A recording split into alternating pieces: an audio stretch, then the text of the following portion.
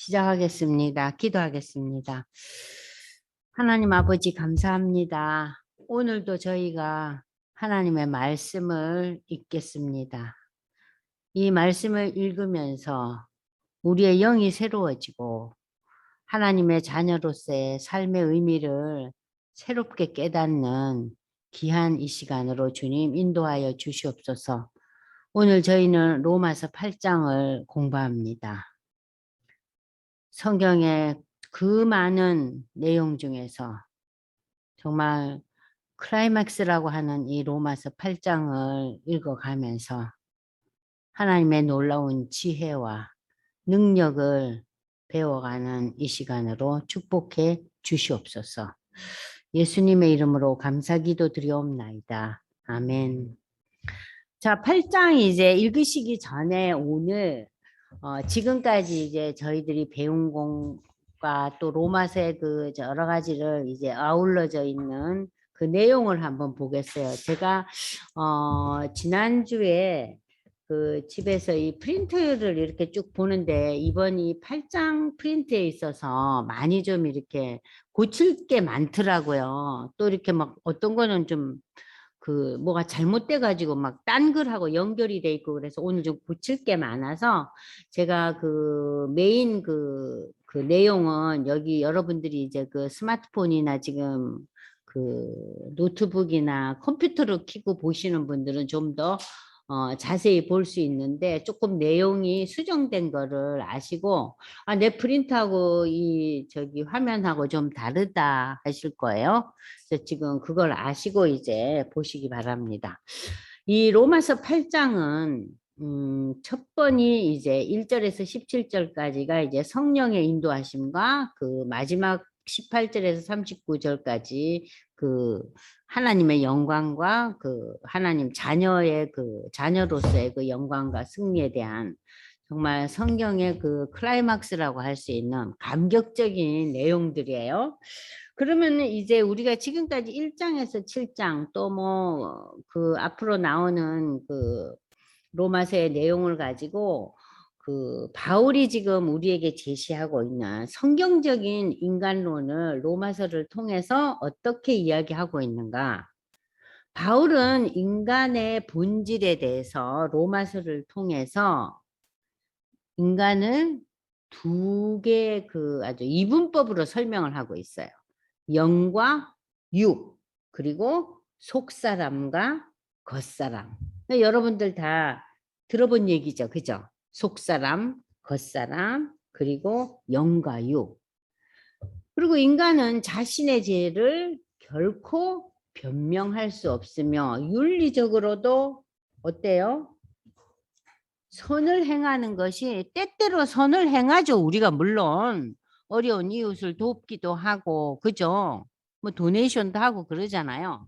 선을 행하기도 하지만 인간이 하나님 앞에서 온전한 그런 인간이 아니라는 거. 인간이 죄인이라는 거. 응? 또 영적인 의미에서 하나님 앞에 죄인이기 때문에 하나님의 영광을 우리가 다 누릴 수가 없어요. 여러분이 반드시 알아야 될 것은 하나님이 천지 창조를 하시고 인간을 창조하실 때는요. 인간을 통해서 하나님이 영광을 받으실 수 있었어요. 왜냐하면 그때는 인간이 죄에 물들지 않았기 때문에 창조 당시에는.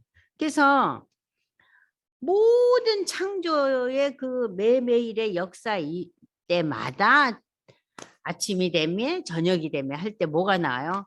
하나님이 지은 것이 참 하나님이 심히 좋았더라. 심히 좋았더라 그러잖아요. 그런데 이 심히 좋은 모든 그 창조가 어떻게 돼요?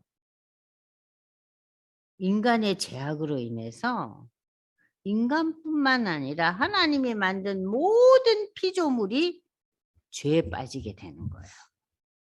그래서 하나님이 천지 창조를 짓고 좋았더라 하는 것은 에덴 동산이었죠. 그죠? 그런데 우리는 그 에덴 동산을 그대로 유지하고 거기서 그야말로 스테이 못했죠. 그죠? 전혀 새로운 세상으로 온 거예요. 그래서 인간뿐만 아니라 모든 하나님의 피조물이 다 죄 오염되고 물들어 버리는 거예요. 그게 이제 로마서에 앞으로 나와요. 그래서 인간에게 주신 하나님은 너희가 자연을 다스리고 정복하고 이 땅을 번성시켜라고 그랬잖아요. 그런데 이 모든 우주 만물과 자연까지도 완전히 부패되고 저들도 이제 우리가 로마서 공부하면은 그 피조물들이 신음한다 그랬잖아요. 괴로워한다 그랬잖아요. 그 모든 것이 누구의 죄악으로? 인간의 죄. 인간의 죄.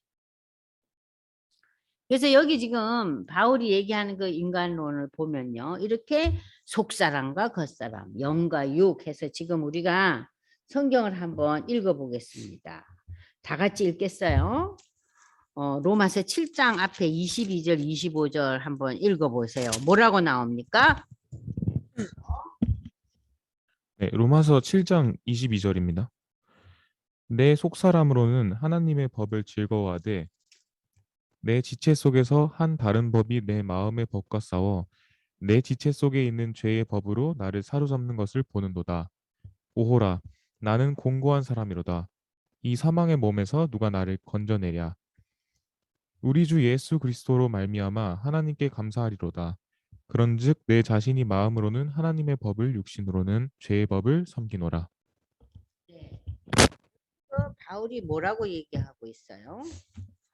하나님의 법과 죄의 법으로 우리가 두 가지 상반된 것이 우리 삶 속에 늘 붙어 다녀요. 그래서 굉장히 인생이 고달프다 그러잖아요. 지금 바울이. 내가 마음으로는 그야말로 내 속사람으로는 영으로는 하나님이 원하시는 인생살이를 살고 싶은데 돌아서면 뭐예요? 나의 겉사람, 나의 그 육적인 모습, 응? 그것은 어디에 빠져 있어요? 세상과 연결되어 있는 거예요. 그래서 죄의 법에 빠져서 내가 너무 고통스럽다는 거예요.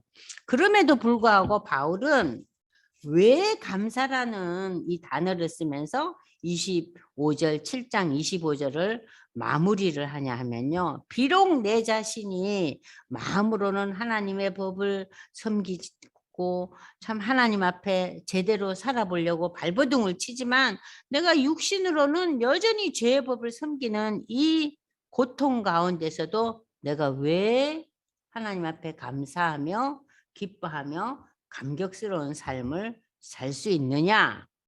그것이 8장에 나온 거예요. 왜냐하면은 예수 안에 있는 생명의 성령이 나에게 와서 내가 성령이 내게 와야지 내가 예수를 고백하잖아요. 그죠? 예수를 신앙 고백할 때 우리가 무슨 선물을 받아요? 하나님의 자녀 되는 선물을 받잖아요. 그죠? 하나님의 자녀 되는 선물을 받을 때 우리는 비록 육의 사람이지만 하나님께서 뭐라 그래요? 너는 이제 의인이다 그런다 그랬잖아요. 그 믿음의 신앙 고백 때문에. 그래서 그거를 이제 바라보면서 이 7장 25절에 바울은 뭐 할 수 있어요?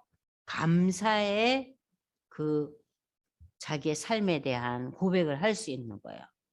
그러니까 내가 비록 연약하고 문제가 있고 참 일이 엉켜 있고 제대로 되는 것이 없는 것 같고 실망투성이고 때로는 절망하고 아유 왜 이 정도밖에 못 되지 하는 그 괴로움 속에서도 우리가 뭘 바라보고 있어요? 하나님의 구원을 바라보는 거예요. 그리고 여러분이 이 구원의 개념을 항상 두 가지로 생각하셔야 돼요. 첫 번째 구원은 뭡니까? 십자가의 예수의 보혈을 통해서 우리가 죄인에서 의인 되는 거 아니에요. 그 신앙 고백을 통해서. 그죠? 그러나 지금 현재의 삶은 우리가 어때요? 아무리 우리가 하나님의 자녀가 되고 의인이 됐어도 지금 바울의 말처럼 고난의 연속이잖아요. 그죠? 이 세상의 삶을 사는 동안. 왜냐하면 우리의 죄악으로 인해서. 하나님이 우리를 의인으로 칭해 줬지만 우리는 지금 어디 살고 있어요? 우리는 새하늘과 새 땅에 살고 있지 않아요. 지금 어디 살고 있어요? 세상에 살고 있기 때문에 우리의 삶은 고난의 연속이에요. 그러나 왜 바울이 감사합니까? 먼 훗날 우리가 어디로 가요? 새하늘과 새 땅으로 가잖아요. 이 세상에서 어디로 가요? 하나님의 나라로 가는 거예요. 그러한 목표와 목적지가 우리가 있기 때문에 감사하고 기뻐한다는 거예요. 내가 비록 연약하고 아직도 해결되지 않은 존재지만 결국은 어떻게 된다고? 하나님의 동산에서 하나님과 함께 있을 것이다. 언제? 예수가 재림하고 우리가 모두 하나님의 완벽한 구원의 감격을 누릴 거라는 그 인생의 파이널 목표 지점이 있기 때문에 기뻐하는 거예요. 신앙인들을 보고 이 바울이 그러잖아요. 너희가 기뻐하라, 즐거워하라 그러죠. 아니 시도 때도 없이 기뻐하고 즐거워하는 거 정신병자 아니에요? 어떻게 기뻐하고 즐거워해요? 이 세상에 살면서 이 어려움이 많은 세상에서 그건 정신적으로 이상한 사람이에요. 그래서 우리가 바울 서신에서 너희가 기뻐하라, 즐거워하라는 것은 앞으로 바라볼 그 나라를 바라보면서 우리가 기뻐하고 즐거워하는 거예요. 우리가 갈 본향을 바라보면서. 근데 오늘날 우리의 신앙과 우리의 그 기독교 신앙 고백과 신앙생활이 그 본향에 대한 마음이 참 없어요. 현실에 너무 집착해 있어요. 그건 뭐예요? 바울의 인간론에 의하면 육적인 거예요. 상당히 육적인 거예요. 그러니까 육적인 것에 우리가 많이 쏠려 있어요. 그래서 지금 우리가 코로나 상황에 이제 염려도 하고 기도도 하고 하나님 정말 이 땅에 어쩜 이렇게 큰 어려움이 옵니까? 지금 몇 년째 계속되고 있잖아요. 이게 몇 달이 아니라. 그러니까 여러분들이 지나온 뭐 한 50년 살아오신 분, 70년 살아오신 분, 뭐 젊은이들은 20, 30년 살아오는 동안 이런 경험 못 해봤잖아요. 참 어려운 경험이죠, 지금. 그래서 우리가 이를 위해서 기도하고 많이 힘들어 하는데, 그러나 우리의 그 마지막 종착점을 바라보면서, 아, 이것도 하나님이 우리에게 주시는 연단이구나. 이걸 통해서 우리가 뭘 깨달아야 할 것이냐. 우리가 이걸 통해서 어떤 하나님의 능력과 지혜를 우리가 경험하느냐. 그걸 생각하고 보면 다시 또 힘이 나는 거죠. 왜냐하면 우리는 육적인 관점에서 모든 문제를 바라보지 않고 영적인 관점에서 바라보기 때문에. 그래서 바울의 인간론은 항상 영적인 거, 육적인 거, 이 두 이분법으로 나눠져 있어요. 아시겠죠? 자, 그럼 보십시다. 이 프린트와 또 여러분들이 이 화면을 보시면은 인간의 모습은 왜 이렇게 고난과 아픔의 연속이냐? 아담의 타락에 기인하는 거죠. 바울은 로마서 5장 12절에서 아담 한 사람으로 말미암아 뭐가 들어와요? 죄가 들어왔죠. 그죠? 죄가 들어왔어요. 그래서 모든 사람이 죄인이 된 거예요. 아담의 후예이기 때문에. 그죠? 근데 우리가 그리스도 예수 안에서 그 그리스도 예수를 신앙 고백하게 되면 죄인에서 뭐가 돼요? 의인이 되는 거죠. 여기에서 아담은 인류 전체를 대표하는 인격으로 나타납니다. 아담의 범죄가 모든 죄의 기원인 거예요. 아담의 타락으로 모든 인간은 하나님과 단절됐고 하나님께서는 예수 그리스도를 인간 구원을 위한 대속자로 보내시고 그를 믿는 신앙으로 아담적인 존재로부터 결별하고 새로운 기원, 새로운 피조물이 됐죠. 그래서 우리가 그리스도 예수의 것, 그리스도의 것을 다른 말로 표현하면 그리스도인이에요. 우리가 흔히 말하는 크리스찬이 뭐예요? 나는 누구의 것이에요? 그리스도의 것이라는 소리예요. 그러니까 내 소유권이 어디에 있어요? 예수 그리스도에 있다는 게 크리스찬의 그 이름의 뜻이에요. 그래서 바울은 옛사람, 그리고 세 사람. 옛 사람은 뭐예요? 아담에 속한 사람이죠. 세 사람은 누구에 속했어요? 예수 그리스도에 속했다. 그래서 이 세 사람을 바울은 뭐라고 불렀어요? 영적인 사람이라 불렀어요. 영적인 사람. 우리 지금 5장 18절로 21절까지 한번 읽어볼까요? 이 이원론적인 그 바울의 인간론을 생각하면서 로마서 5장 18절로 21절을 한번 읽어보겠습니다. 그런즉 한 범죄로 많은 사람이 정죄에 이른 것 같이 한 의로운 행위로 말미암아 많은 사람이 의롭다 하심을 받아 생명에 이르렀느니라.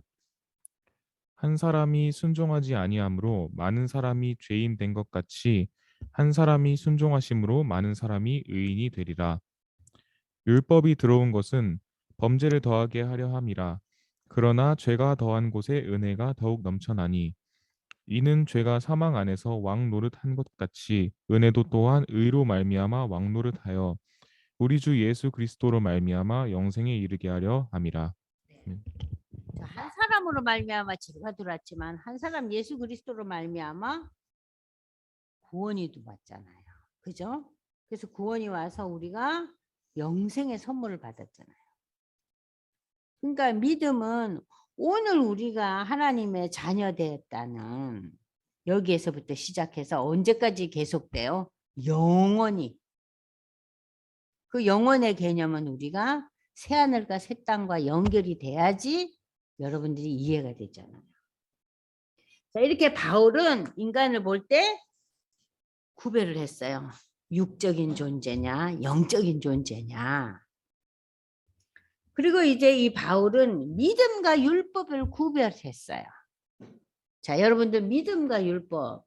이 바울 서신에 보면은 믿음에 대한 얘기, 율법에 대한 얘기가 항상 오버랩 되잖아요. 그죠? 그래서 우리가 지난 7장, 6장, 5장에서 배운 결과 이 율법의 역할이 뭐라 그랬어요?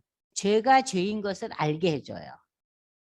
그러니까 율법이 없었으면 우리는 죄인 줄을 몰라요. 단지 하나님이 인간에게 주신 양심의 법과 또 우리가 살아오면서 여러 가지 겪은 상식으로 윤리 도덕으로 이러면 안 되지. 인간이 이럴 수 있나. 그 정도는 아는데 이 유대인들에겐 하나님이 뭘 주셨어요? 율법을 주셨어요. 그래서 율법을 보니까는 이것도 죄를 지었네. 내가 이런 죄도 지었네. 저런 죄도 지었네 하면서 자기의 죄가 그야말로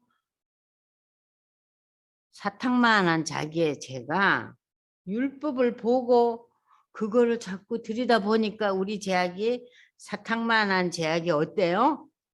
어머나 식빵만이 커졌어요. 그죠?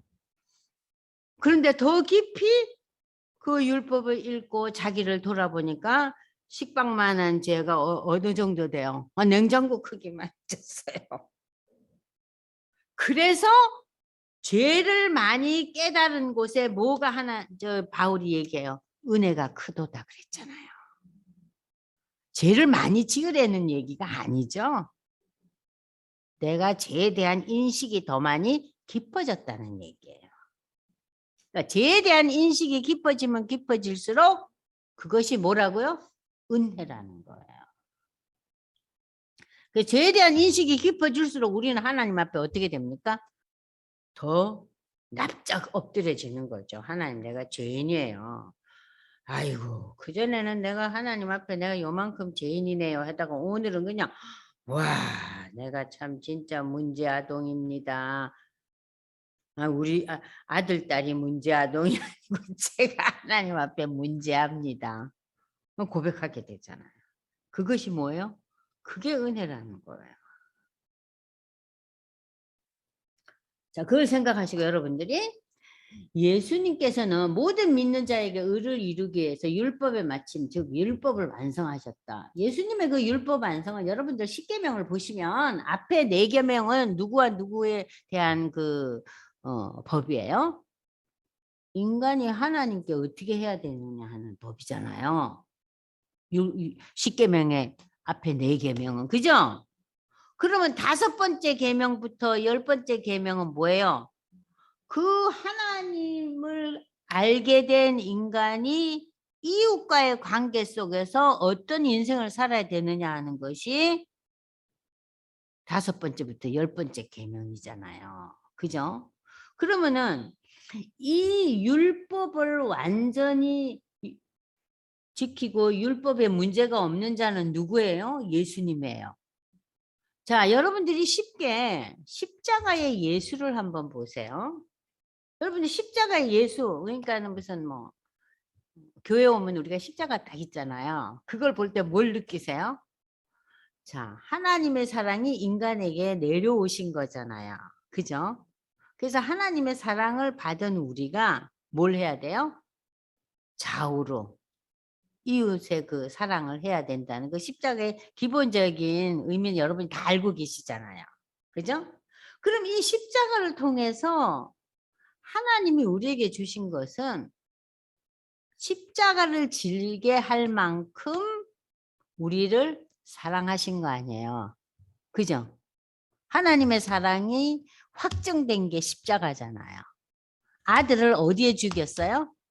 십자가에 제물이 되게 하셨잖아요. 그만큼 우리를 사랑하셨다는 거예요.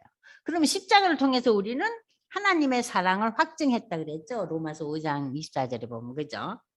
그러면 이 십자가에서 우리는 그 이면에 어떤 것을 또 깨달아야 되냐면, 아, 하나님의 공의는 무섭구나. 이렇게 아들을 죽이면서까지도, 제물로 바치면서까지도 죄 문제를 하나님은 그냥 넘어가지 않으시는구나. 여기서 우리는 공의의 하나님을 깨닫는 거예요. 그러니까 여러분이 십자가를 보면 하나님의 심판, 공의의 개념과 하나님의 사랑의 개념을 한꺼번에 알게 될 수도 있죠. 어째요, 김윤영 형제? 십자가를 보면서 하나님의 공의, 심판, 그죠? 십자가에 달려 그 비참하고 그 참혹한 죽음을 당하게 하면서까지 대가 지불을 요구하시는 거예요. 공의 하나님이. 그러나 그렇게까지 해서도 우리를 구원하시려고 하는 하나님의 사랑. 두 개 다 나타나 있잖아요. 그죠? 자, 그걸 생각하시고 이 본문을 봅니다. 자, 예수님은 모든 믿는 자에게 의를 이루기 위해서 율법의 완성을 하셨는데 그는 구약의 예언들이 다 누구에게 초점이 맞춰져 있다 그랬어요. 구약의 예언은 예수 그리스도가 오실 거다. 응? 예수, 메시아가 올 거다. 구약의 모든 예언을 성취시키고 친히 율법을 온전히 지키시는 율법을 완성시켰는데 율법의 요구를 온전히 지킬 수 없던 우리가 율법의 완성자이는 예수를 믿음으로써 예수가 나를 위해 돌아가시고 예수가 내 죄를 위해서 대신 십자가에 지셨다는 이 신앙 고백으로 우리가 죄를 벗고 의에 이르고 구원에 이르게 되었다. 특별히 바울 사도는 유대인들에게 율법과 은혜, 행위와 믿음이라는 이 두 길을 비교하면서 구원의 길인 복음, 복음은 예수를 가리킨다 그랬죠? 여러분들 예수 처음 믿는 분들이 아니, 성경 보니까 복음이라는 소리가 나오는데 아니 여지까지 나는 복음이라는 단어 처음 들어요. 여러분들 교회 아니고서는 복음이라는 단어 들어보셨어요? 처음 듣지 않아요? 그죠?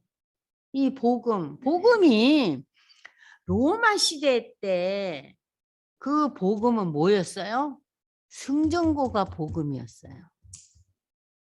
로마가 전 세계를 향해서 한 부족, 한 민족, 한 나라 다 정복해 나갔잖아요. 그 정복의 소식이 올 때마다 그것을 복음이라고 했어요. 그러니까는 로마가 추구하는 복음은 뭐예요? 승리예요. 어떤 승리? 인간관계 속에서 정복의 승리예요. 아시겠죠? 그게 복음이었어요. 로마는. 그러면 예수 안에서의 복음은 뭡니까? 예수 안에서의 복음은 죄인이 의인 되는 거예요. 예수로 말미암아. 그러니까 이 승리는 뭐예요? 영적인 승리예요. 로마의 승리가 육적인 승리라면 지금 이 복음의 승리는 뭐예요? 영적인 승리예요. 인간이 하나님 앞에 죄인인데 이 죄의 문제를 어찌 다룰 거냐. 그래서 인간은 태어났다가 50년, 100년 이 정도 살다가 모든 게 끝이 나느냐? 인간은 어떻게 되느냐? 자, 복음 안에서 예수 안에서의 인간의 삶은 이 땅의 삶이 끝이 아니잖아요. 신앙의 결과로 우리는 뭘 선물 받았다 그랬잖아요. 영생을 선물로 받았다 그랬잖아요. 그 영생은 이 땅에서의 구원일 뿐만 아니라 영원한 삶, 하나님의 나라에까지 계속 영원히 이어지는 거잖아요. 그죠? 그러니까 이 로마서 8장에서부터 쭉 읽어가면 여러분한테 굉장히 큰 감격이 있어요. 우리의 승리는 그냥 인생에서의 누리는 하나하나의 사건의 그 성공과 성취와 성공이 아니에요. 복음에서 누리는 성공은 뭐예요? 영생이라는 거예요. 영원한 하나님의 나라까지. 자, 그래서 누구든지 마음으로 믿고 입으로 시인하면 이 로마서 10장에 나오죠? 이 영생 구원을 이룰 수 있다. 그래서 율법이라는 것은 우리로 하여금 믿음으로 이루는 하나의 뭐예요? 도구의 역할을 해요. 율법을 보니까 내가 난 어림도 없다. 율법의 잣대로 의하면 나는 절대 하나님 앞에 나갈 수 없는 존재라는 거를 알게 해주는 거예요. 그러니까 율법이 참 귀한 역할을 하는 거죠. 그런데 이 귀한 율법이 율법주의가 되면 안 되죠. 내가 그래도 율법을 이만큼 지키고 사는데 하나님께서 들어주시겠지. 그건 결국 누구를 주장하는 거예요? 나의 의를 주장하는 거예요. 그러니까 여러분들이 율법과 율법주의를 반드시 구별하셔야 돼요. 율법은 귀한 것이지만 우리의 신앙이 율법주의가 된다는 것은 뭐예요? 하나님이 원하시는 게 아니죠. 율법주의는 나를 주장하는 거예요. 내 의를 주장하는 거예요. 이해되셨죠? 네. 자, 그 다음에 이제 생명의 성령의 법. 로마서 8장은 전체적으로 생명의 성령에 대해서 설명하고 있어요. 7장 마지막 부분을 우리가 아까 읽었잖아요. 바울 자신도 속사람이 즐거워하는 하나님의 법과 대조되는 그 죄의 법 가운데서 갈등하며 힘겨워하는 이 세상에서의 처절한 삶 속에서 살고 있다고 했다. 저는 이 7장에서 그 마지막 바울의 그 외침을 보면서 우리가 굉장히 큰 위로가 되잖아요. 야, 이 위대한 바울도. 참 바울이라는 사람은 이 당시 지금부터 2000여 년 전에 이 로마 시대의 유대인으로서는 출세하고 성공하고 최고위층의 사람이에요. 그죠? 베드로하고 요한이나 이런 사람들하고는 좀 달랐어요. 이 바울은 아주 성공하고 출세하고 잘 나가는 가문에서 최고의 학문을 가지고 로마의 시민권을 가지고 누리는 사람이었어요. 예? 그런 바울이 이렇게 처절한 고백을 하는 거예요. 예수 믿고 난 뒤에. 야, 그러면 예수 믿고 나도 이거 어려움은 여전히 있네. 여전히 있죠. 기독교는 형통의 종교가 아니에요. 예수 믿으면은 정말 모든 것이 다 복이 된다더라. 모든 것이 다 하나님 보시기에 모든 것이 합력해서 선을 이루죠. 그러나 그 하나님 보시기에 모든 것이 합력해서 선을 이룬다는 것이 인간적인 관점으로, 육적인 관점으로 볼 때는 어때요? 형통한 게 아니에요. 그렇잖아요? 그러니까 우리가 신앙을 가지고 이제 예수를 믿으면서 살아가면서 우리가 정말 형통의 삶에 대한 갈망에서 우리가 어떤 삶에 대한 갈망으로 바꿔줘야 돼요?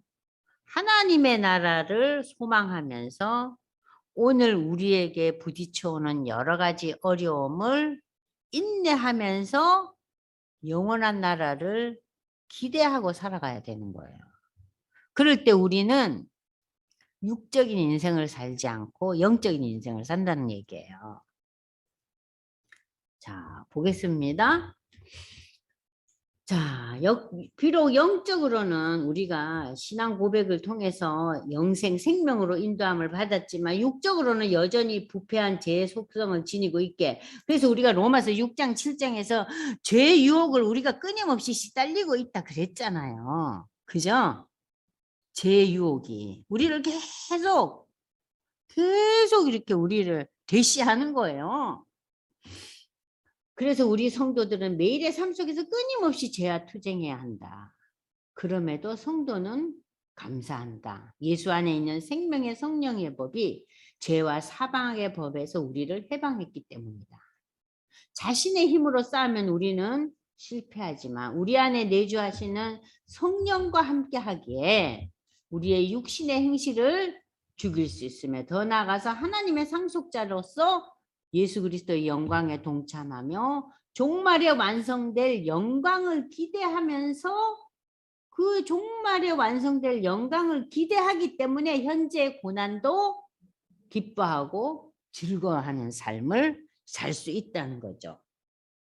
그죠? 좀 이해가 되세요? 그죠? 그러니까 우리의 시야가 어디에 가 있어야 돼요? 영원한 하나님의 나라가 우리의 마지막 종착점이에요. 그걸 항상 잊지 말아야 돼요. 근데 이제 우리는 이제 좀 60이 넘고 70이 넘고 80이 되면은 그러한 그 하나님의 나라 종착역에 대한 생각을 많이 하면 젊은 사람들은요, 그 생각하기가 쉽지가 않아요. 지금 내 발등에 불이 떨어졌잖아요. 내가 무슨 시험을 봐야 되고, 내가 이제 다음 달에는 우리 회사에서 내가 진급을 해야 돼요. 그 심사가 있어요. 그러면 어때요, 다? 거기에 정신이 없는 거예요. 그래서 우리의 기도도 어때요? 하나님 이번에 안 되면 난 큰일 납니다. 그럼 난 여기서 물러나야 됩니다. 어쩌면 좋습니까? 물론 그 기도 하셔야죠. 그러나 거기에 머물지 말고 먼 하나님의 나라, 앞으로 다가올 영원한 나라, 그 진급 시험이 중요하지만 그것은 굉장히 제한적인 거예요. 근데도 그 제한된 것에 대해서 우리가 당장 필요하니까 우리가 전부 거기에만 정신이 쏠려 있잖아요. 어때요? 이 젊은 형제는 그게 쏠려 있죠. 아무래도 마음이. 예? 쏠려 있어요. 근데 지금 바울은 뭐라 그래요? 거기에 너무 연연해 하지 말라는 거예요. 먼 미래, 앞으로 다가올 미래, 영원한 하나님과의 그 동행, 그 영광을 바라보면서 오늘의 여러 가지를 인내하면서 잘 참고 나가라는 거예요. 비록 그것이 실패했다 할지라도, 또 거기에서 성공했다 할지라도 나대지 말고, 하나님 제일 싫어하는 게 나대는 것 같아요. 어떠세요? 그죠? 그래서 결국 성공적이고 성취하는 삶을 살다 보면 하나님과 인간은 자연스럽게 멀어지더라고요. 그죠? 멀어져요.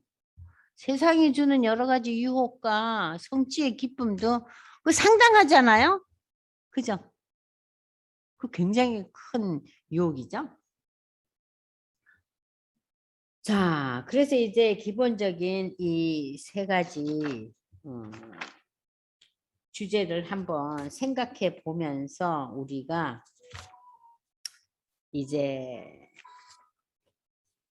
8장을 들어가려고 합니다. 자, 8장 이제 들어갈 때 우리 형제가 8장 1절부터 한번 읽어볼까요? 8장 1절부터 17절까지를 읽을 때 여러분들이 굉장히 주시하면서 이 내용 하나하나를 생각하면서 이 8장 1절에서 17절을 보겠습니다. 네, 로마서 8장 1절입니다. 그러므로 이제 그리스도 예수 안에 있는 자에게는 결코 정죄함이 없나니 이는 그리스도 예수 안에 있는 생명의 성령의 법이 죄와 사망의 법에서 너를 해방하였음이라. 율법이 육신으로 말미암아 연약하여 할 수 없는 그것을 하나님은 하시나니 곧 죄로 말미암아 자기 아들을 죄 있는 육신의 모양으로 보내어 육신의 죄를 정하사 육신을 따르지 않고 그 영을 따라 행하는 우리에게 율법의 요구가 이루어지게 하려 하심이니라. 육신을 따르는 자는 육신의 일을, 영을 따르는 자는 영의 일을 생각하나니 육신의 생각은 사망이요 영의 생각은 생명과 평안이니라. 육신의 생각은 하나님과 원수가 되나니 이는 하나님의 법에 굴복하지 아니할 뿐 아니라 할 수도 없음이라. 육신에 있는 자들은 하나님을 기쁘시게 할 수 없느니라. 만일 너희 속에 하나님의 영이 거하시면 너희가 육신에 있지 아니하고 영에 있나니 누구든지 그리스도의 영이 없으면 그리스도의 사람이 아니라. 또 그리스도께서 너희 안에 계시면 몸은 죄로 말미암아 죽은 것이나 영은 의로 말미암아 살아있는 것이니라. 예수를 죽은 자 가운데서 살리신 이의 영이 너희 안에 거하시면 그리스도 예수를 죽은 자 가운데서 살리신 이가 너희 안에 거하시는 그의 영으로 말미암아 너희 죽을 몸도 살리시리라. 그러므로 형제들아 우리가 빚진 자로 돼 육신에게 져서 육신대로 살 것이 아니니라. 너희가 육신대로 살면 반드시 죽을 것이로되 영으로서 몸의 행실을 죽이면 살리니 무릇 하나님의 영으로 인도함을 받는 사람은 곧 하나님의 아들이라. 너희는 다시 무서워하는 종의 영을 받지 아니하고 양자의 영을 받았으므로 우리가 아빠 아버지라고 부르짖니라. 성령이 친히 우리의 영과 더불어 우리가 하나님의 자녀인 것을 증언하시나니 자녀이면 또한 상속자 곧 하나님의 상속자요 그리스도와 함께 한 상속자니 우리가 그와 함께 영광을 받기 위하여 고난도 함께 받아야 할 것이니라. 아멘. 네. 지금 이제 로마서 8장 1절에서 17절을 이제 읽어봤는데요. 여기 8장 1절에 그러므로 이제 그리스도 예수 안에 있는 자에게는 결코 정죄함이 없다. 자, 여러분들 프린트 지금 보시면은요. 이 정죄라는 단어는 이 본문에서 단순히 죄를 묻는 단계가 아니라 재판 결과에 따라 내려지는 심판을 의미해요. 성도는 예수 그리스도의 십자가의 공로로 죄 용서함을 받고 하나님의 구원을 얻었기 때문에 자신의 과거의 죄와 실수에 대해서 더 이상 두려워하거나 부끄러워할 필요가 없다. 이것은 죄가 없음이 아니라 예수께서 대신 십자가에서 죽으심으로 그 죄에 대해서 죄의 대가를 지심으로 속죄 제물이 되심으로 이를 신앙 고백한 자에게 하나님께서 뭘 선고를 내렸어요? 자, 여러분들 무죄 선고라는 데 이렇게 동그라미를 해놓으세요. 자, 결코 정죄함이 없다는 것은 한마디로 무죄 선고예요. 누구에 의한? 하나님에 의한 무죄 선고예요. 너 이제 죄 없어. 죄 없어. 하나님의 무죄 선고예요. 그래서 이 무죄 선고는 결코 정죄하지 않는다는 의미다. 하나님의 무죄 선고는 죄에서 자유함을 누리고 하나님의 자녀로 회복하게 된다. 그러니까 하나님의 관계가 다시 이어지죠. 지금까지 하나님과의 관계가 아담의 후예들은 어때요? 죄 때문에 하나님의 화목의 관계가 깨졌잖아요. 불화의 관계였잖아요. 그러므로 무죄 선고를 받고 죄인에서 의인이 된 성도는 앞으로 삶 속에서 죄와 싸워 죄를 이겨나가도록 부단히 노력해야 되는 거예요. 사실은. 우리는 이제 죄의 종이 아니고 어디의 종이에요? 의의 종이 됐다 그랬잖아요. 그죠? 의인이 됐으니까. 성도는 하나님의 무죄 판결로 인해 유죄 판결에서 자유함을 누리게 된다. 유죄 판결에서 자유함을 누리게 된다. 여러분들 로마서 5장 17절을 한번 보겠습니다. 아까 우리가 읽었죠? 한 사람의 범죄로 말미암아 사망이 그 한 사람을 통하여 왕노릇하였는데 더욱 은혜와 의의 선물을 넘치게 받는 자들은 한 분 예수 그리스도를 통하여 생명 안에서 왕노릇한다. 구원을 누린다. 자, 그래서 이 로마서 8장 1절 결코 정죄함이 없다는 이것은 하나님으로부터의 무죄 선고예요. 그러니까 우리가 쉽게 말하면 하나님이 지금 이제 판사예요. 그 우리는 뭐예요? 이제 그 법정에 끌려갔어요. 선고를 앞두고 있어요. 근데 지금 판사이신 하나님이 우리에게 뭘 선고하셨어요? 무죄를 땅땅하고 선고하신 거예요. 뭐 때문에? 예수에 대한 신앙 고백으로 말미암아. 예수의 신앙 고백입니다. 예수에 대한 신앙 고백이라는 것은 늘 제가 얘기하지만 첫 번째 뭐예요? 내가 하나님 앞에 뭐라고? 죄인이라는 거. 내가 하나님의 도움이 필요한 연약한 존재라는 거. 나를 주장할 수 없는 존재라는 거. 그래서 이 죄 문제를 어떻게 해결할 것이냐 고심하고 고민하다가 결국 예수의 십자가의 보혈이라는 이 신앙 고백을 하게 되는 거예요. 그때 하나님께서 우리로 하여금 의인이라고 무죄 선고를 해주신다는 거죠. 이는 그리스도 예수 안에 있는 생명의 성령의 법이 죄와 사망의 법에서 너를 해방했다. 성령은 성도의 삶에서 계속해서 생명의 성령을 넣어주셔요. 이에 대해서 죄의 법은 뭘 줘요? 사망과 저주를 준다. 율법이 육신으로 말미암아 연약해서 할 수 없는 그것을 우리 육신은 연약해져서 율법이 요구하는 것을 어떻게 해요? 할 수 없어요. 하려고 발버둥을 쳐도 우리는 완벽하게 할 수 있는 존재는 아무도 없다 그랬잖아요. 그것을 하나님은 하시나니 곧 죄로 말미암아 자기 아들을 죄 있는 육신의 모양으로 보내어 육신의 죄를 잖아. 육신의 모양으로 보내사 육신의 죄를 이거 뭐예요? 예수님께서 성육신한 사건 아니에요, 이게. 그죠? 여러분들 지금 이 3절의 그 후반부에 나오는 얘기는 예수의 성육신 사건이죠? 그죠? 자, 예수의 성육신 사건은 우리가 요한복음에 아주 자세하게 나와 있잖아요. 요한복음 1장 1절에서 14절 읽으면서 그 성육신에 대한 것을 우리가 다시 한번 머리에 상기시켜 보시기 바랍니다. 요한복음 1장 14절 김윤호 형제 한번 읽어보세요.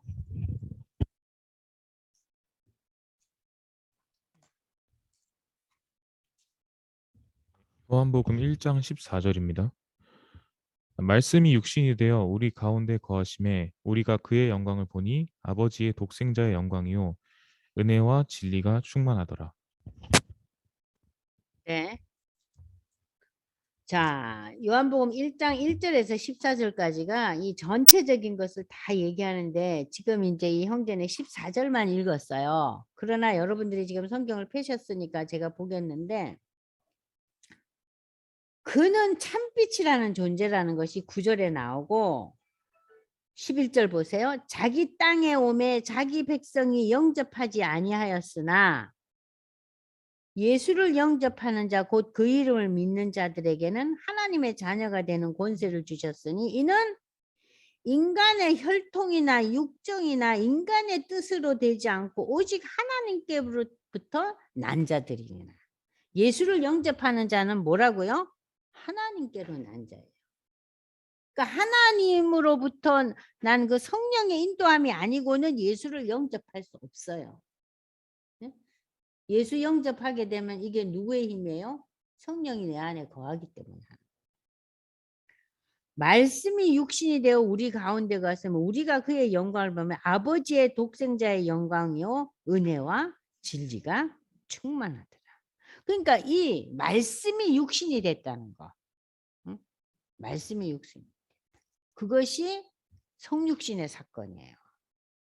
그러니까 예수께서 이 신약 시대에 예수님이 이 땅에 오시기 전에 구약에서는 예수님의 존재에 대해서 말씀으로 나타나잖아요. 그죠? 신약에 와서 이 예수의 모습이 인간의 모습으로 하나님의 계시자로 나타난 거예요. 그걸 지금 8장에서 육신의 모양으로 보내어 육신의 죄를 정한. 육신의 모양으로 보내서 우리 육신의 그 우리가 지은 죄를 대신 담당케 하셨어요. 그래서 육신을 따르지 않고 그 영을 따라 행하는 우리에게 율법의 요구가 이루어지게. 자, 이것은 뭡니까? 이제 그래서 여기 여러분들 요 보세요. 프린트 보시면 육신의 죄를 육신의 옷을 입고 이 땅에 오신 예수 그리스도 하여금 죄를 대신 담당하게 했어요. 그래서 그 영을 따라 행하는 성령의 인도함을 따라 행하는 자는 율법의 요구가 이루어지게 하려 하심이라. 4절 보세요. 율법의 요구가 이루어진다는 것은 뭐예요? 우리가 예수를 믿어도 율법을 완전히 지킬 수 없죠. 그런데 요 앞에 보세요. 영을 따라 행하는 우리에게 율법의 요구가 이루어지게 하려는 것은 성령의 인도함을 우리가 계속 받게 되면 율법의 요구를 우리가 이루어 나간다는 얘기예요. 그러니까는 처음 예수 믿을 때보다 예수 믿고 난 뒤에 1년이 가고 5년이 가고 10년이 가면서 어때요? 예전에는 율법의 요구를 열에서 1개 지키다가 2개 지키다가 3개 지키다가 결국 뭐예요? 거룩한 삶을 살아간다는 얘기예요. 자, 다시 보겠습니다. 4절 여러분 보세요. 우리가 육신을 따르지 않고 영을 따라 성령을 따라 행하는 성령의 인도함을 따라서 살아가는 우리의 인생이 율법의 요구를 점점 이루어가는 거예요.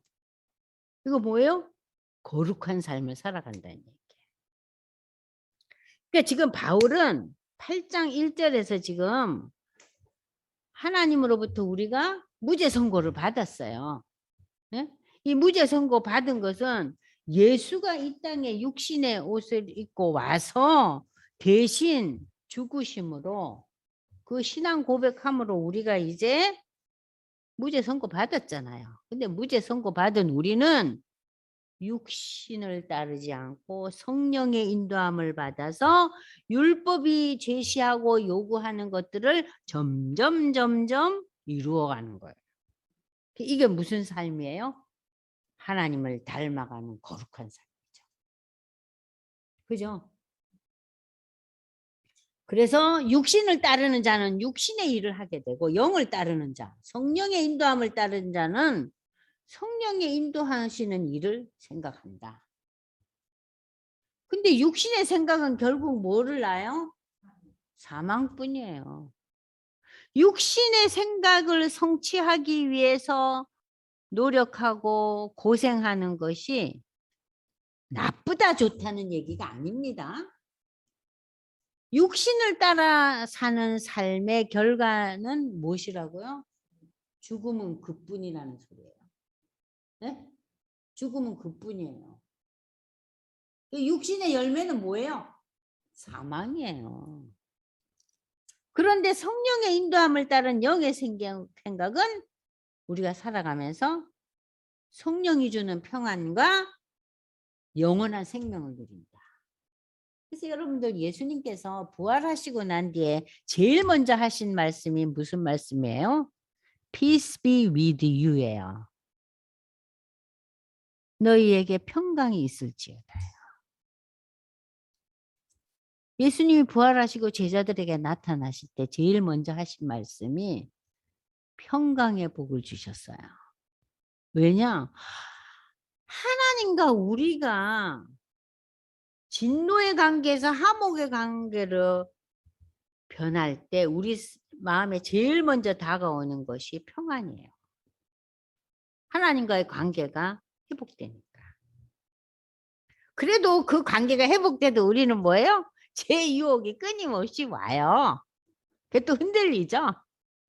근데 지금 바울은 뭐라 그랬어요?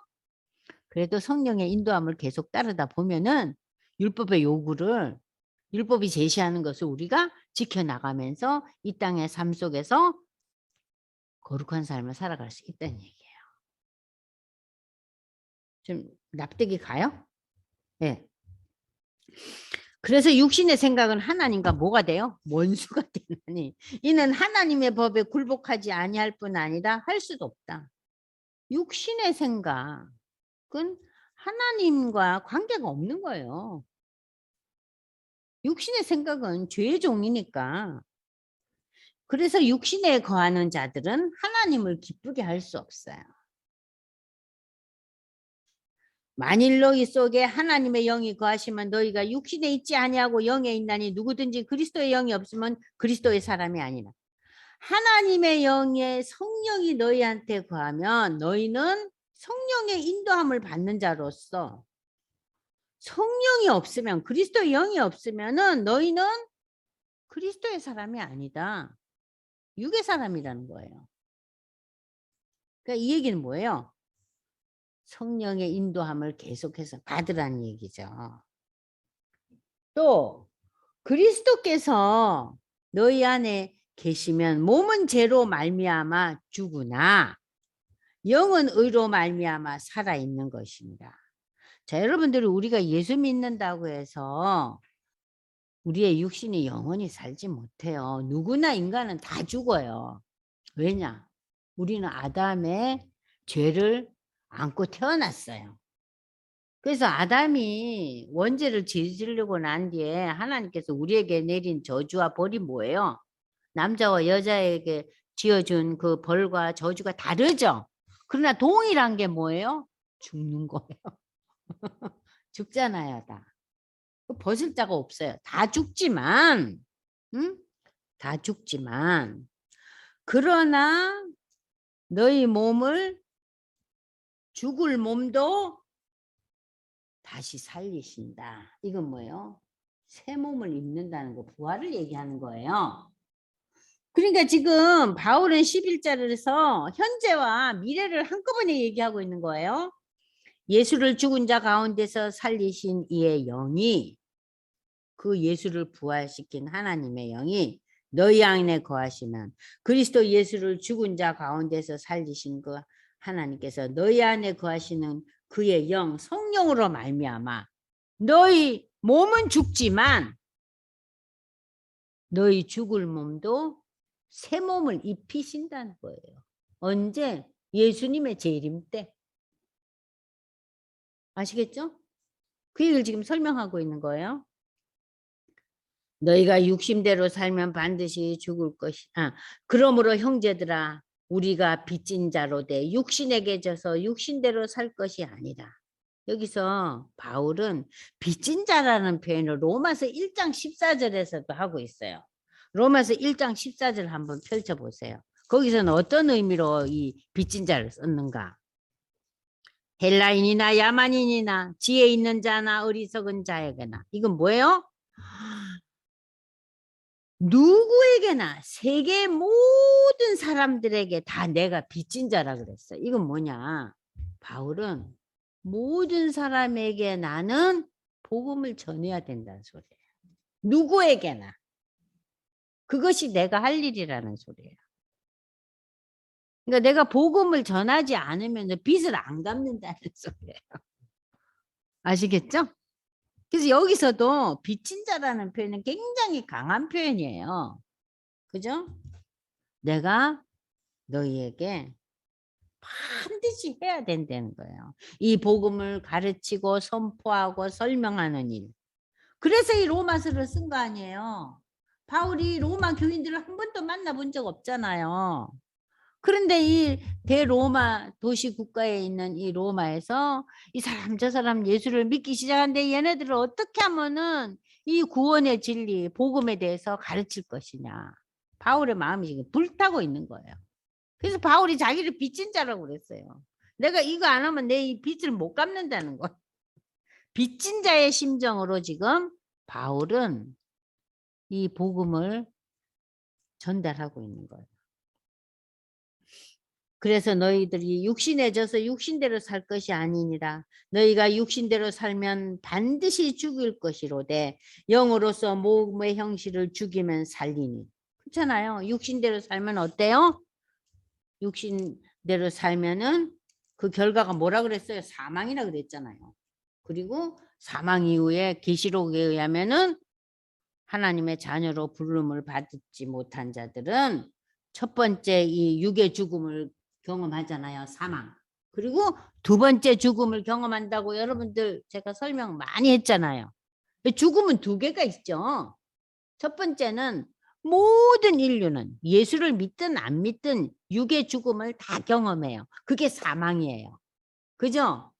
근데 우리는 그 사망 권세에 놓이지 않고 우리는 몸의 부활을 하잖아요. 그죠? 아시겠죠? 자, 그러나 너희가 몸의 행실을 죽이면 영의 사람이 되면 예수를 믿으면 너희가 살리니 영생을 누리리니 무릇 하나님의 영으로 인도함을 받는 사람은 곧 하나님의 아들이라. 하나님의 아들이라는 얘기가 나와요. 하나님의 아들. 여러분들 하나님의 아들이라는 이 표현 영접하는 자, 예수 믿는 자들에게는 하나님의 뭐가 되는 권세를 줬다 그랬어요. 하나님의 자녀가 되는 권세를 주셨다고 요한복음 1장 12절에 나오죠. 영접하는 자, 그 이름을 믿는 자에게는 하나님의 자녀가 되는 권세를 줬다. 자, 그러므로 하나님의 영 성령의 인도함을 받는 사람은 하나님의 자녀니라. 너희는 다시 무서워하는 종의 영을 받지 아니하고, 종의 영은 뭡니까?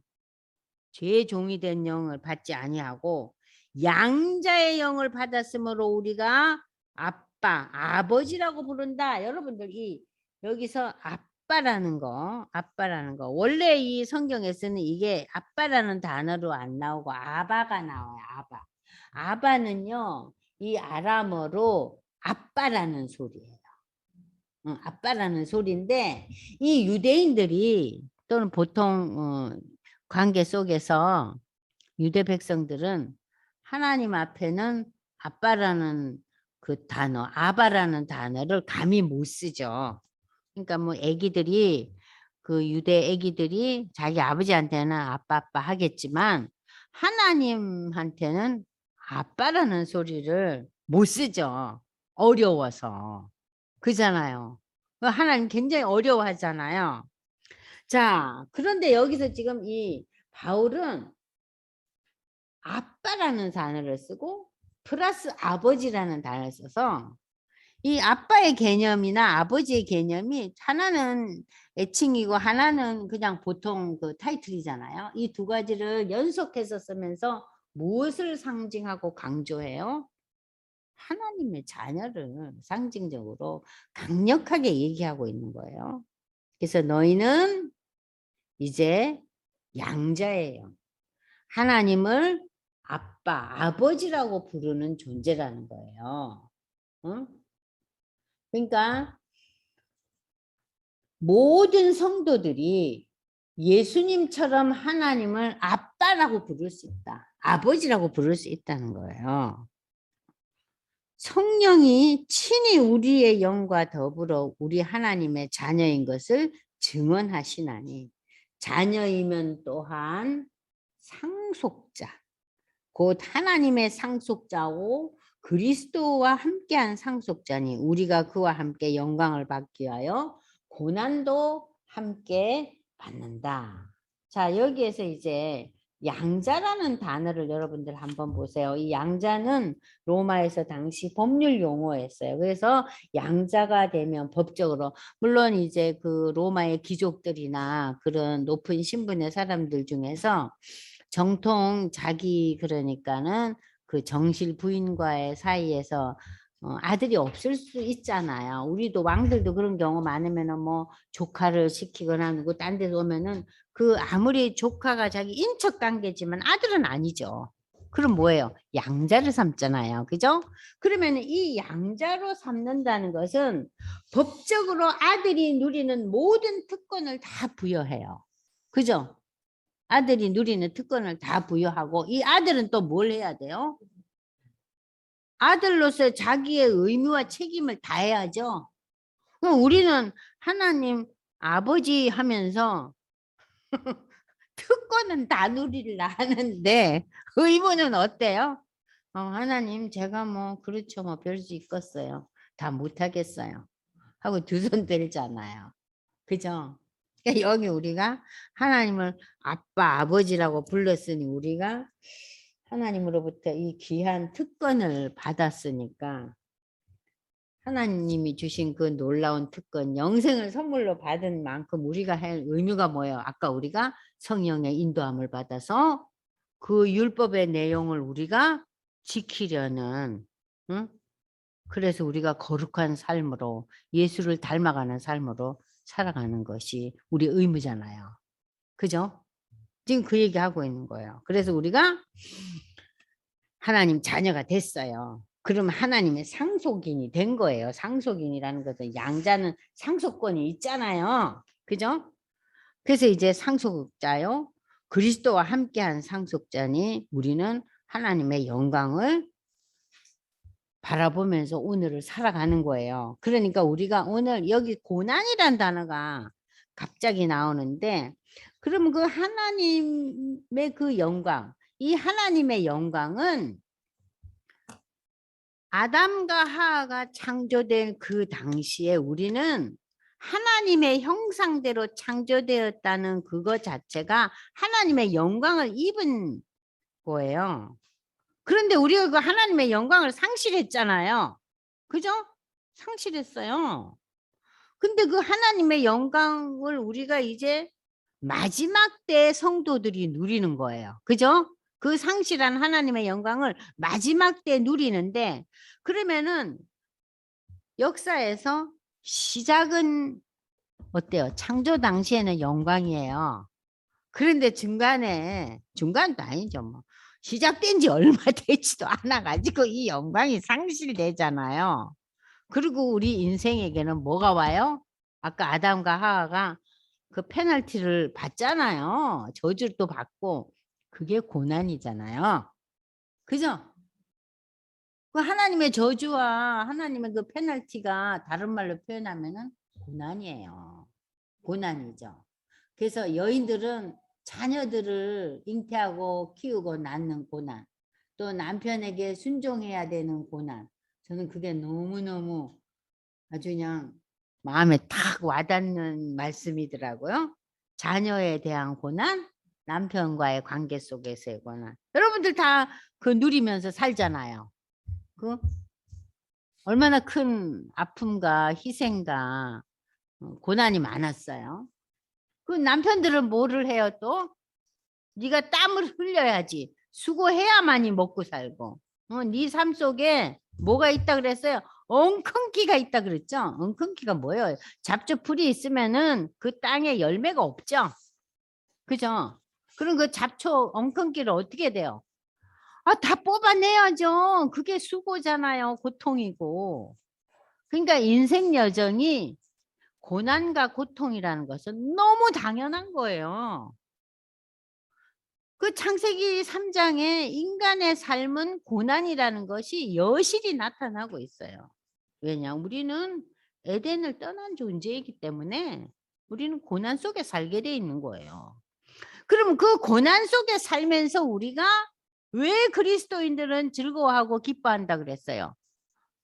영광을 바라보기 때문에. 그런데 그리스도인이 아닌 사람의 경우에는 어떻게 돼요? 인생의 결과가 사망이잖아요. 인생의 결과가 뭐로 나타나요? 사망과 둘째 사망으로 나타나요.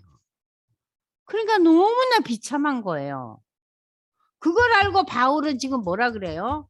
내가 이 복음 전하는 것이 빚진 자의 심정으로 복음을 전하고 가르치는 거예요.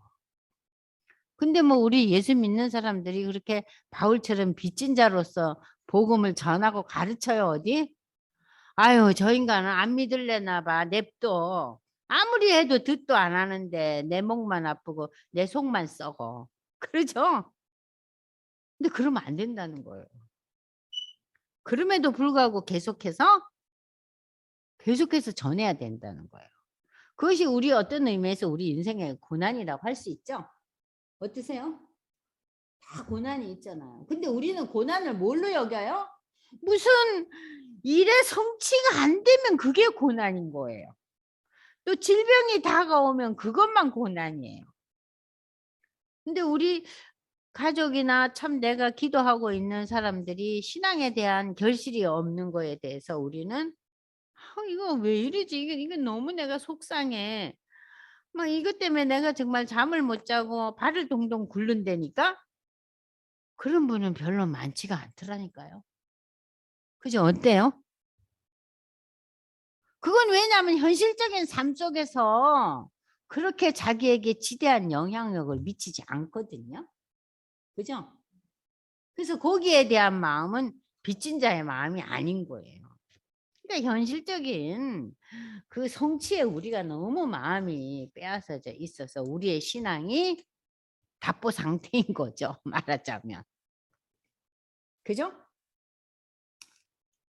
자, 그래서 이제 18절은 조금 이제 쉬었다 할 텐데 여기서 여러분들한테 제가 얘기하고 싶은 것이 이 현재 고난, 장차 나타날 영광, 요까지만 하죠. 생각하건대 현재 고난은 장차 우리에게 나타날 영광과 비교할 수 없다. 이 비교할 수 없다는 것은 이것은 우리 애기들이 우리 초등학교 애들이 잘하는 얘기죠. 잽이가 안 된다는 거. 그러니까 내가 가진 것은 아주 그냥 너무 집만큼 산만큼 많은 것이라면 상대방이 가진 거는 뭐예요? 조그마한 보따리예요. 그게 비교가 돼요? 안 되죠. 그만큼 우리가 미래에 하나님의 나라에서 누릴 영광은 오늘 나에게 다가온 여러 가지 시련과 아픔은 거기에 비하면 너무 작은 거라는 거예요. 근데 우리가 이걸 가지고 토닥거리잖아요. 바울도 아이고 내가 힘들어 내가 공고한 사람이라 그랬잖아요. 자, 여기 이제 프린트로 넘어갑니다. 자, 보십시오. 현재의 고난, 장차 나타날 영광. 인간의 타락으로 인해 하나님의 저주는 죽음과 함께 살아있는 동안 인생들 모두가 겪고 되는 수고와 고난으로 나타납니다. 또한 성도는 하나님의 말씀에 순종하며 살면 세상으로부터 핍박도 당해요. 그죠? 그 여러 가지 인생에서 오는 고난도 있지만 신앙에 대한 또 핍박도 있잖아요. 우리는 지금 우리나라 사회에서는 그렇게 이제 이 신앙의 핍박이 덜해요. 그죠? 뭐 집안에 따라 조금씩 다르긴 하겠지만 그러나 이 기독교가 아직 받아들이지 않는 나라에서는 이거 굉장한 핍박이고 고통이에요. 자, 인간의 죄로 인한 고난과 신앙으로 인한 박해 속에서 성도는 하나님 나라 안에서 누릴 그 복에 대한 소망이 있기에 이 복은 영광이에요. 소망이 있기에 절망하지 않고 믿음으로 쌓아나간다. 이 고난은 종말에 이루어질 새하늘과 새 땅에서 완전하게 회복된다. 그죠? 완전히. 그날은 우리의 썩어질 육체가 새 몸을 입잖아요. 그리스도의 영광에 동참하는 영광스러운 몸으로 변화되는 날이요. 구원이 완성되는 아름답고 복된 부활의 날이요. 영광의 날인 거예요. 따라서 현재 고난은 미래에 이루어질 그 영광에 이르는 과정이라는 거예요. 과정. 그게 중요한 얘기죠.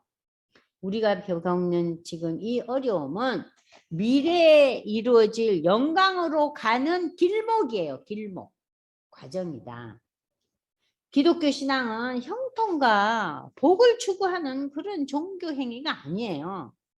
고난 속에서도 좌절하거나 포기하거나 낙담하지 않고 부활하신 예수를 바라보면서 우리도 예수님처럼 부활의 몸을 입고 그날에 하나님 앞에서 그 영광된 그 소망을 기다리면서 우리가 사는 거예요.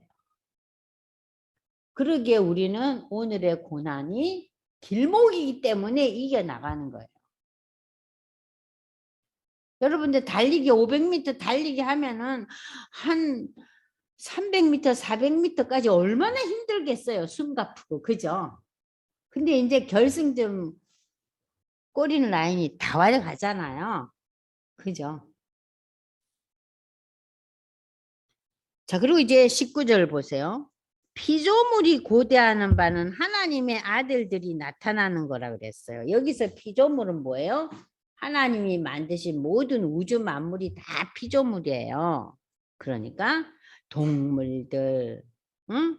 식물들, 뭐 모든 게 다 하나님의 그 창조물이 기대하는 것은 하나님의 아들들이 나타나서 이 회복되는 것을 원하는 거예요. 자, 여기 보겠습니다. 하나님의 아들들은 예수 안에서 새롭게 태어난 모든 그리스도인을 지칭하는 건데, 본문에서 그리스도인이 나타난다는 것은 예수님이 재림할 때 성도들이 영광의 몸으로 변화되는 거, 그걸 말하는 거예요. 이 하나님이 만드신 창조하신 만물은 하나님께서 어떤 명령을 주셨어요? 너희 인간이 다 다스리라, 정복하라고 명령하셨잖아요. 그죠? 그런데 이 인간이 하나님의 나라, 그 에덴 천국에서 세상으로 나와버렸으니까 이 세상에서 다른 피조물들도 어려움을 겪고 이 세상에서 고난에 그들도 삶을 살고 있다는 거예요. 동물도 식물도 모두가 다 모든 피조물이 인간의 죄악으로 인해서 인간이 에덴을 떠나서 세상으로 나왔기 때문에 저들도 힘들다는 거예요. 저들도 황폐해지고 피폐해지고 부패해졌다는 거예요. 그래서 이 모든 피조물들도 회복의 날을 소망하며 고대하고 있어요. 회복의 날을 고대하고 있다는 거예요. 그래서 이 피조물이 허무한데 굴복하는 것은 자기 뜻이 아니요 오직 굴복하게 하시는 이로 말미암다. 자, 피조물이 굴복하는 것은 피조물이 제 구실과 역할을 온전히 못하게 됨을 의미하는 거예요. 모든 피조물도 아담과 하와의 죄로 인해서 에덴을 떠나 불완전한 세상, 하나님의 저주받은 세상으로 나왔기 때문에 이 허무한 세상의 질서와 기준에 다 거기에 정복당해서 살잖아요. 응? 그래서 이걸 굴복하게 하시는 이로 말미암습니다. 그러니까 하나님께서 그렇게 만드셨잖아요. 그죠? 인간의 죄악 때문에. 그러고 난 뒤에 여러분들이 그 다음 프린트에 나오는 얘기 있죠. 저주를 받은 세상으로 나온 것이 다 그 다음서부터 서 개입하시고 다스린다는 이게요. 어디서 잘못 이게 왔어요. 거기서부터 있다는 것이다. 한 줄, 두 줄, 세 줄, 네 줄, 다섯 줄을 쫙 지우세요. 프린트 지금 31페이지. 31페이지 피조물이 허무한 때 굴복하는 것은 그 다음 패러그래프. 찾으셨어요? 중간에. 서 개입하시고 이게 전혀 다른 센텐스가 나와 있죠? 그 다섯 센텐스 다 지우세요. 그리고 그 밑에 다섯 문장을 지우고 하나님이 미리 아신 자들로 미리 정하셨으니 이것도 지우세요. 이것도 지우세요. 이게 잘못 들어간 거예요. 그 대신에 거기다가 뭐를 써놓냐면은 21절 피조물도 썩어짐의 종노릇한 데서 해방되어 그것이 앞으로 나와야 돼요. 아시겠어요? 그까지 지우고 예, 하나님이 미리 아신 자들로 미리 정하셨으니 거기까지 지우세요. 지우셨어요? 그리고 그 다음 이렇게 피조물도 썩어짐의 종노릇한 데서 해방되어 그게 나오죠? 그리고 21절 나오죠? 거기부터 다시 시작이라고요. 아시겠죠? 자, 그래서 21절 보세요. 그 바라는 것은 피조물도 썩어짐의 종노릇한 데서 해방되어 하나님의 자녀들의 영광의 자유에 이르는 것이다. 피조물이 다 이제까지 함께 탄식하며 함께 고통을 겪고 있는 것을 우리가 아느니라. 자, 피조물들도 여러분들 동물들, 식물들, 모든 곤충들, 나비, 또 무슨 뭐 해초들 이것들도 다 죽잖아요. 그죠? 썩고. 응? 이 다 죽고 썩을 수밖에 없는 존재들인데 종말에 저들도 다시 새롭게 돼요. 그래서 계시록에 보시면 여러분들 지금 우리가 누리고 있는 이 바다, 강, 산, 그리고 그 아름다운 뭐 수많은 나무들, 자연들 얼마나 우리가 여행도 다니면서 좋다고 감탄을 하잖아요. 이 모든 것들이 다 어떻게 돼요? 다 사라져요. 아시겠어요? 여기서 지금. 그래서 피조물들도 하나님 자녀들이 종말에 하나님의 영광으로 그들도 다 기뻐하며 정말 완전한 구원을 이루는 그 과정을 피조물들도 기다리고 있다는 거예요. 회복을. 그래서 피조물들이 지금 어떻게 살고 있어요? 우리처럼 인간들처럼 탄식하고 고통을 겪고 있어요. 지금 지구 온난화 현상도 일어나고 지구가 지금 굉장히 지금 그 여러 가지 그 자연들이 힘들어 하잖아요. 그죠? 지금 여기서 그 얘기예요. 단식하고 고통스러워하고 있다는 거예요. 응? 거기까지 하고 조금 쉬겠습니다. 자, 이해가 되세요? 그러니까 하나님이 만드신 모든 피조물이 다 힘들어하고 있어요. 그걸 우리가 오늘날 우리의 그 세상을 바라보면 우리가 알 수 있잖아요.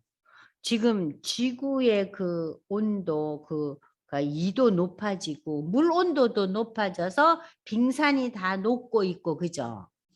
빙산이 녹고 있으니까 그 물이 어떻게 돼요? 물이 많아지잖아요. 얼어붙은 것들이 다 녹으니까 물이 넘치잖아요. 그래 홍수가 나고 난리잖아요. 지금 지구가 점점 더 힘겨워하고 있잖아요. 요즘 여러분들 그 저 북극 남극 빙산 녹는 거 보셨죠? 50년 전보다 와 완전히 다 녹아버렸대요. 이게 뭐예요? 지금 로마서 8장에 나타난 이 자연 현상. 하나님 지으신 모든 것들이 인간의 죄악으로 인해서 저들도 탄식하고 힘겨워하고 고통에 있다는 거예요.